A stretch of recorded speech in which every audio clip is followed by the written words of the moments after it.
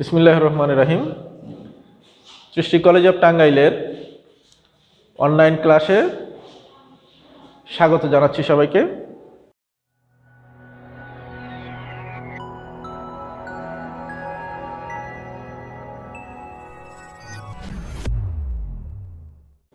প্রিয় শিক্ষার্থীবৃন্দ, আমি এর আগে ক্যালকুলাসের বেশ কটা ক্লাস নিয়েছি। তোমরা জানো যে আমরা সিলেবাস অনুযায়ী ক্লাসগুলো সিরিয়ালি শেষ করছি। তো আজকে আমি 9C শুরু করতে যাচ্ছি। আমি দেখো 9C থেকে আমি এখানে 7টা প্রবলেম তোমাদের তুলে রেখেছি। 7টা প্রবলেম নিশ্চয়ই তোমরা লক্ষ্য করছো। এই 7টা প্রবলেম খুব মনোযোগ দিয়ে দেখবে যে আসলে কিভাবে করা হয়। আমি বিভিন্ন ধরনের প্রবলেম এখানে তুলে রেখেছি, যাতে এই প্রবলেমগুলো সলভ করলে আরও কিছু যে অঙ্ক এই চ্যাপ্টারে আছে সেগুলো সম্বন্ধে তোমরা ধারণা পাও এবং নিজেরা করতে পারো। এরপরে আরও কিছু আছে শেষের দিকে, আমি আর একটা ক্লাস নিয়ে বাকি অংশটা শেষ করব। আজকের মতো আমরা শুরু করি এই 7টা প্রবলেম। তো আমি কিন্তু এক পাশে কাজগুলো করব, যেহেতু আর এক পাশে আমি রাশিগুলো লিখেছি। তো প্রথম অঙ্কটা একটু খেয়াল করো। 1 নাম্বার এখানে আছে 1/কিউব রুট অফ 4 - 3x। তো আমরা এইটাকে এই রুটটাকে উপরে নিয়ে যাব। নিচে যদি থাকে তাহলে পাওয়ারটা হবে 4 - 3x টু দ্য পাওয়ার, অর্থাৎ এইরকম 4 - 3x টু দ্য পাওয়ার 1/3 আমরা লিখতে পারতাম। এই লাইনটা না লিখে আমি কিন্তু একবারে লিখতে পারতাম, তাহলে একটু ছোট হতো, -1/3 এরকম করে লেখা। তো সেই ক্ষেত্রে এইটা করার পরে আমরা এর ddx করব। এই ধরনের প্রবলেম যদি থাকে, যে কোনো ধরনের রুট এখন উপরে থাক অথবা নিচে থাক, সেটাকে আমরা এরকম ফ্রি করে নেব। নেওয়ার পরে আমরা এটা ddx প্রয়োগ করব। এর সাথে ddx যদি আমরা প্রয়োগ করি, দেখো কি হয়, কোন ফর্মুলাটার সাথে মেলে সেইটা একটু খেয়াল করতে হবে। আমরা x two the power n লিখব। x two the power n তোমরা জানো n হচ্ছে -1/3, x বলছি হলো 4 - 3x, এইটাকে আমরা x বলছি। তাহলে x two the power n - 1 n যা আছে সেখান থেকে আরও 1 বিয়োগ দেব। তো এটা তো হবেই, কিন্তু আমি যাকে x বললাম সেটা কিন্তু x না, এই জন্য তার আবার ddx করতে হবে 4 - 3x। তো এখানে -1/3, 4 - 3x টু দ্য পাওয়ার -4/3, এটা লসাগু করলে আমরা -4/3 পাই। আর ddx 4 এর সাথে প্রয়োগ করলে ddx 3, যেমন কনস্ট্যান্টকে ddx করলে 0 হয়ে যায়, আর এটা x 1 হয়ে যায়। আমরা এখানে পাচ্ছি হলো -3। এই -3 আর এখানে -1/3 আছে, এইটা যদি আমরা কেটে দেই বা মাইনাস প্লাস হয়ে যায়, সেই ক্ষেত্রে আমাদের থাকবে -4/3। এইটা হলো আমাদের অ্যান্সার। এই হলো 1 নাম্বার। খুব ভালো করে খেয়াল করবে। এইটা গেল 1 নাম্বার, এবং এই ধরনের অঙ্কগুলো আমরা এই নিয়মে করব। এরপরে আসবে 2 নাম্বারটা। 2 নাম্বার এখানে আছে sec root x, এটা ddx করবো আমরা, sec root x এইরকম করেই দিই, ফার্স্ট ব্র্যাকেটটাই দিই।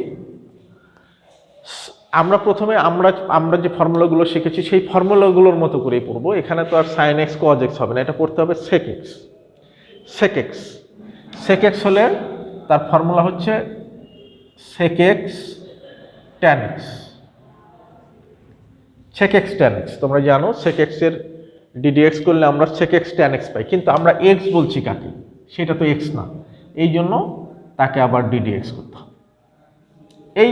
এই সিস্টেমটাই তোমাদের ভালো করে মনে রাখতে হবে, তাহলে দেখবে যে সব ডিফারেন্সিয়েশন ইজি হয়ে গেছে। sec x tan x, যাকে x বলছি সেটা x না, সুতরাং তার আবার ddx। x না হওয়া পর্যন্ত ddx চলতেই থাকবে root x। আর এইটা তো আমরা ফর্মুলার মতো করে বলছিলাম, root x হচ্ছে 1/2 root x, root x। এবারে কিন্তু x কে x বলছি, সুতরাং এখানেই শেষ। তো আমরা লিখতে পারবো 1/2 root x sec root x tan root x, এইটাই আমরা অ্যান্সার লিখতে পারবো। তাহলে এবার গেল আমাদের 2 নাম্বার। এরপরে আমরা 3 নাম্বারে যাই। ডিফারেন্সগুলো একটু খেয়াল করবা, তাহলেই অঙ্কগুলো খুব সহজ হয়ে যাবে। 3 নাম্বার, 3 নাম্বারে আমাদের রাশিটা আছে হলো root over e to the power root x. তো এইটার যদি আমরা ডিডিএক্স করি, খেয়াল করো, খুব ভালো করে খেয়াল করবা, দেখবা যে খুব সহজ হয়ে গেছে। আমরা প্রথমে পড়বো হলো রুট, ভিতরের পুরোটাকে এক্স বলবো, রুট এক্স, রুট ভিতরটা এক্স। তো রুট এক্সের আমরা ফর্মুলাটা জানি 1/2 রুট এক্স, 1/2 রুট, এই যাকে এক্স বলছি সেটা এক্স, কিন্তু যাকে এক্স বললাম সেটা তো এক্স না, এই জন্য তার আবার ডিডিএক্স করতে হবে। এবারে কোন ফর্মুলা পড়তে হবে? এবারে পড়বো e to the power x. E to the power x, তার ফর্মুলাটা e to the power x হবে, কিন্তু আমি এবারে এক্স বললাম কাকে? রুট এক্সকে। সুতরাং এটা যেহেতু এক্স না, এই জন্যই একে আবার ডিডিএক্স করতে হবে। আমি বারবারই বলছি, যাকে আমরা ফর্মুলার মতো করেই পড়বো, যাকে আমরা যেটা এক্স হবে না বা এক্স ধরে কাজ করব কিন্তু এক্স না, তাকে আবার ডিডিএক্স করতে হবে। তো এখন e to the power root x উপরে, নিচে 2 root over e to the power root x, আর এখানে রুট এক্সের ফর্মুলা আমরা জানি 1/2 রুট এক্স। এখন এইটাকে আমরা যদি একটু সাজিয়ে লিখি, e to the power root x, নিচে 2 দুগুণে 4 root x root over e to the power root x. এখন এই e to the power root এক্সকে 2 বার রুট করে যদি আমি লিখি, তাহলে এইরকম লেখা যায়, e to the power root x e to the power root x, আর নিচে আছে 4 root x root over e to the power root x. তো একটা আমরা কেটে দিতে পারি, আর ফাইনালি যেটা আমরা লিখব 1/4 উপরে ই টু দ্য পাওয়ার, জায়গা কম হয়ে গেল, আমরা একটু অন্য জায়গায় লিখি, এখান থেকে আমি এইখানে লিখি। তো আমাদের যেটা থাকছে সেটা হচ্ছে root over e to the power root x, নিচে 4 রুট এক্স, এইভাবে আমরা অ্যান্সারটা লিখব। এই গেল আমাদের 3 নাম্বার। এরপরে 4 নাম্বার। আমি কিভাবে করাচ্ছি একটু ভালো করে খেয়াল করবা, তাহলেই ডিফারেন্সিয়েশন অন্তত সহজ হয়ে যাবে। 4 নম্বরটা খেয়াল করো, ln sin 2x, আমরা যদি ddx প্রয়োগ করি, ln sin 2x, আমরা প্রথমে যেটা পড়বো সেটা হলো ln x। ln x এর formula 1/x, ln x 1/x, x বললাম কাকে? sin 2x কে x বলেছিলাম, এই জন্য ওর আবার ddx করা হলো। এবারে কোন ফর্মুলায় ফেলবো? খুব ভালো করে খেয়াল করো। এবারে পড়বো হলো sin x। sin x হলো হচ্ছে আমাদের cos x, x বলছে তো 2x কে, কিন্তু ওটা তো x না, এই জন্য ওরও আবার ddx করতে হবে। তাহলে cos 2x ভাগ sin 2x হলো cot 2x। এখন 2 তো সামনে চলে আসবে, আর x এর ডিফারেন্সিয়েশন তোমরা জানো 1, সুতরাং এখানে শুধু 2 হলো, তার অর্থ আমাদের রেজাল্ট হলো 2 cot 2x। এই হলো আমাদের 4 নম্বর। এবারে চলে যাও 5 নম্বরে। 5 নম্বরে sin square ln sec x। খুব ভালো করে ব্যাপারগুলো একটু খেয়াল করতে হবে। sin square ln sec x, আমরা ddx করব sin square ln sec x, এইটার ddx করব। যদি আমাদের এই পাওয়ারটা না থাকতো তাহলে আমরা sin x পেতাম। আসলে এই পাওয়ারটা কিন্তু এইখানে, এই ঘাতটা হলো এখানে, এই ঘাতটা যদি আমি ভিতরে দিয়ে দেই তাহলে সাইনের উপরে আসবে, এইটার উপরে না, এটা হলো থিটা। তো এই জন্য যদি এইটা উপরে থাকে, 2টা যদি এখানে থাকতো, তাহলে আমাদের হতো x two the power N. তো এইরকম হতো। আমি কিন্তু এটা এখানেও দিতে পারি, আবার এখানে রেখেও যদি আমি বুঝতে পারি যে আমার এই পাওয়ারটা, এই সাইনের পাওয়ারটা হলো এখানে, তাহলে আমরা কি কাজ করতাম, x two the power N হলে এন সামনে আসে, এন এক্স টু দ্য পাওয়ার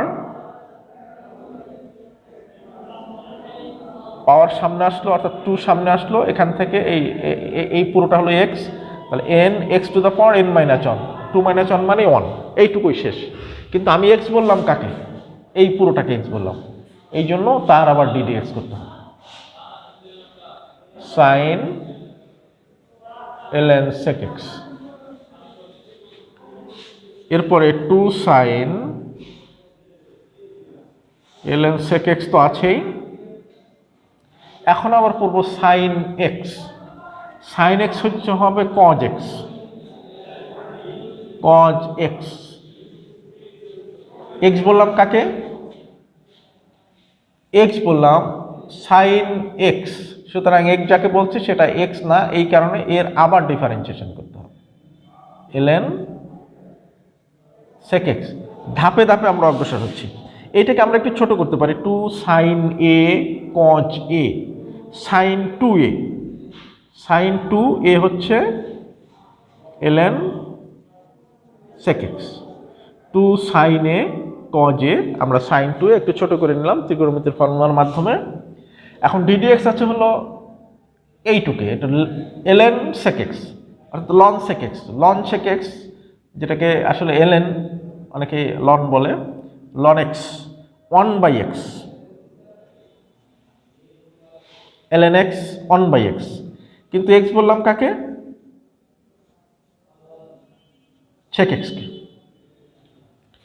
এখন ddx sec x এটার ফর্মুলা আমরা জানি, sec x tan x।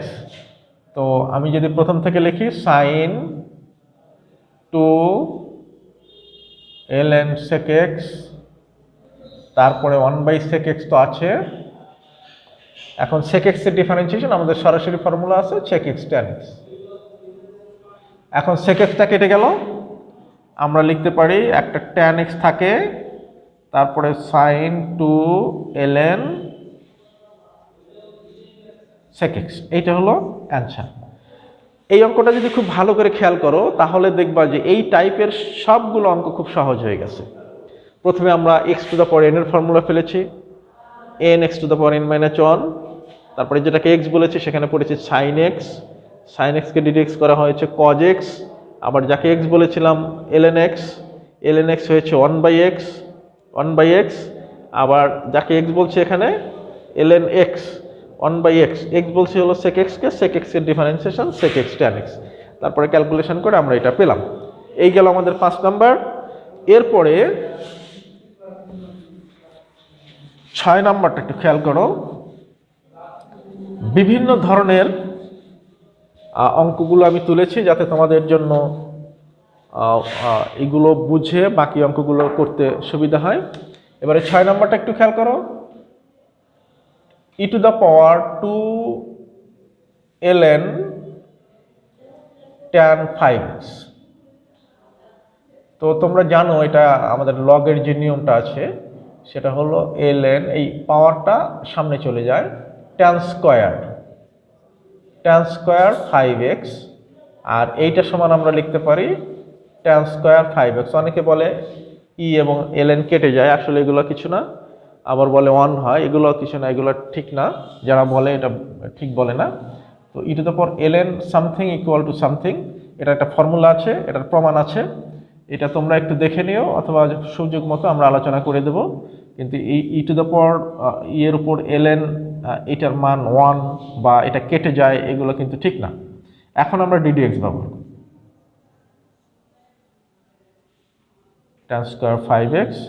এখন এই পাওয়ারটা যদি আমরা এখানে দেই তাহলে x two the power n হবে, তাহলে n সামনে আসবে, n থেকে 1 বিয়োগ গেল, তাহলে 2 tan 5x হলো।